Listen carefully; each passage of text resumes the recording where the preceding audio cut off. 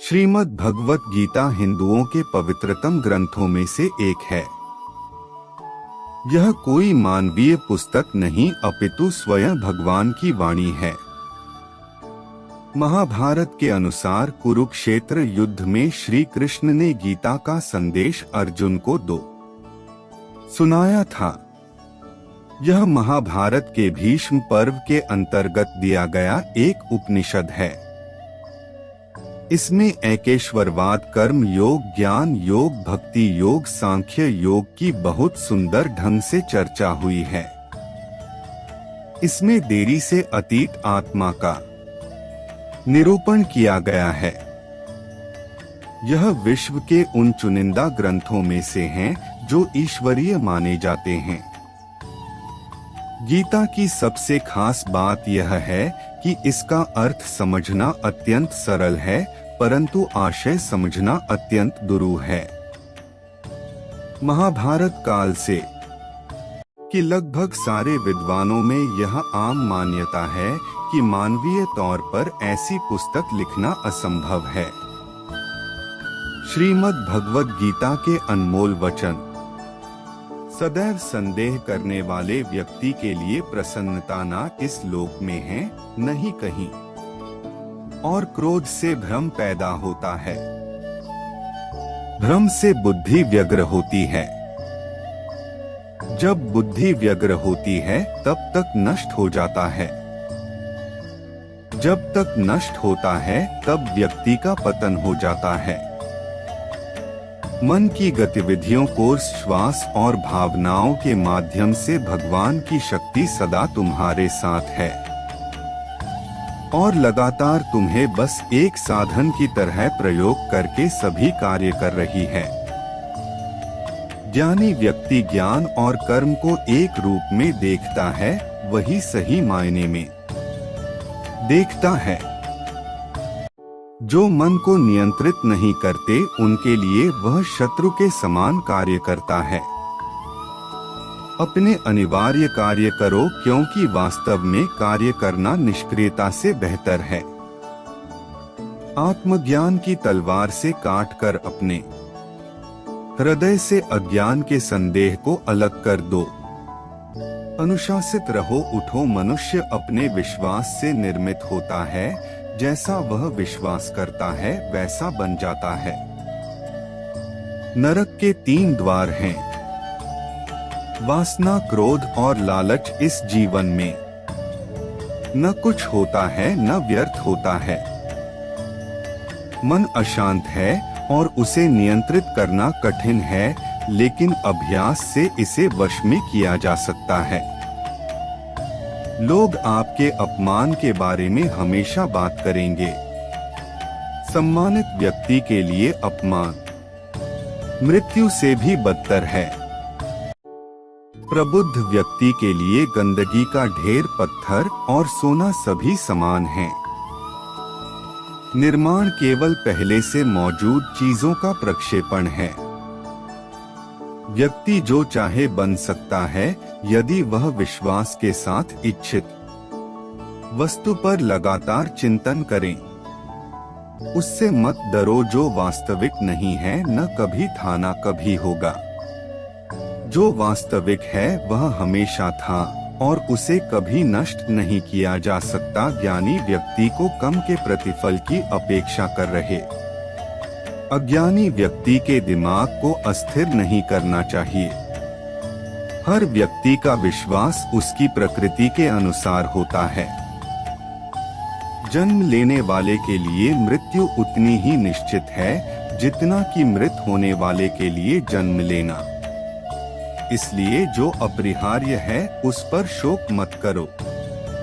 अप्राकृतिक कम बहुत तनाव पैदा करता है। सभी अच्छे काम छोड़कर बस भगवान में पूर्ण रूप से समर्पित हो जाओ। मैं तुम्हें सभी पापों से मुक्त कर दूंगा। शोक मत करो। किसी और का काम पूर्णता से करने से कहीं अच्छा है कि अपना काम करें, भले ही उसे अपूर्णता से करना पड़े। मैं उन्हें ज्ञान देता हूँ जो सदा मुझसे जुड़े रहते हैं और जो मुझसे प्रेम करते हैं। मैं सभी प्राणियों को समान रूप से देखता हूँ, न कोई मुझे कम प्रिय है न अधिक, लेकिन जो मेरी प्रेम पूर्वक आराधना करते हैं वो मेरे भीतर रहते हैं और मैं उनके जीवन में आता हूँ। प्रबुद्ध व्यक्ति सिवाय ईश्वर के किसी और पर निर्भर नहीं करता। मेरी कृपा से कोई सभी कर्तव्यों का निर्वाह करते हुए भी बस मेरी शरण में आकर अनंत अविनाशी निवास को प्राप्त करता है। हे अर्जुन, केवल भाग्यशाली योद्धा ही ऐसा युद्ध लड़ने का अवसर पाते हैं जो स्वर्ग के द्वार के समान है। भगवान प्रत्येक वस्तु में है और सबके ऊपर भी। बुद्धिमान व्यक्ति का मुख सुख में आनंद नहीं लेता। आपके सार्वलौकिक रूप का मुझे न प्रारंभ न मध्य न अंत दिखाई दे रहा है। जो कार्य में निष्क्रियता और निष्क्रियता में कार्य देखता है वह एक बुद्धिमान व्यक्ति है। मैं धरती की मधुर सुगंध हूँ, मैं अग्नि की घोषणा हूँ, सभी जीवित प्राणियों का जीवन और सन्यासियों का आत्मसंयम हूँ। तुम उसके लिए शोक करते हो जो शोक करने के योग्य नहीं है और फिर भी ज्ञान की बातें करते हो।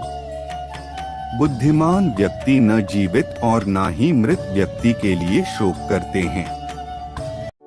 कभी ऐसा समय नहीं था जब मैं, तुम या यह राजा महाराजा अस्तित्व में नहीं थे, न ही भविष्य में कभी ऐसा होगा कि हमारा अस्तित्व समाप्त हो जाए। कर मुझे बांधता नहीं, क्योंकि मुझे कम के प्रतिफल की कोई इच्छा नहीं है। अर्जुन, हम दोनों ने कई जन्म लिए हैं, मुझे याद है, लेकिन तुम्हें नहीं। वह जो वास्तविकता में मेरे उत्कृष्ट जन्म और गतिविधियों को समझता है वह शरीर त्यागने के बाद पुनः जन्म नहीं लेता और मेरे धाम को प्राप्त होता है। अपने परम भक्तों जो हमेशा मेरा स्मरण या एक चित्त मन से मेरा पूजन करते हैं, मैं व्यक्तिगत रूप से उनके कल्याण का उत्तरदायित्व लेता हूँ। कर्म योग वास्तव में एक परम रहस्य है। कम उसे नहीं बांधता जिसने काम का त्याग कर दिया है। बुद्धिमान व्यक्ति को समाज कल्याण के लिए बिना आसक्ति के काम करना चाहिए। जो व्यक्ति आध्यात्मिक जागरूकता के शिखर तक पहुंच चुके हैं उनका मार्ग है निस्वार्थ कर। जो भगवान के साथ संयोजित हो चुके हैं उनका मार्ग है स्थिरता और शांति। यद्यपि मैं इस तंत्र का रचयिता हूँ, लेकिन सभी को यह ज्ञात होना चाहिए ये कि मैं कुछ नहीं करता और मैं अनंत हूँ। जब वे अपने कार्य में आनंद खोज लेते हैं तब वे पूर्णता प्राप्त करते हैं। वह जो सभी इच्छाएं त्याग देता है और मैं और मेरा की लालसा और भावना से मुक्त हो जाता है, उसे शांति प्राप्त होती है। मेरे लिए न कोई घृणित है न प्रिय, किंतु जो व्यक्ति भक्ति के साथ मेरी पूजा करते हैं वो मेरे साथ हैं और मैं भी उनके साथ हूँ। जो इस लोक में अपने काम की सफलता की कामना रखते हैं वे देवताओं का पूजन करें। मैं ऊष्मा देता हूँ, मैं वर्षा करता हूँ और रोकता भी।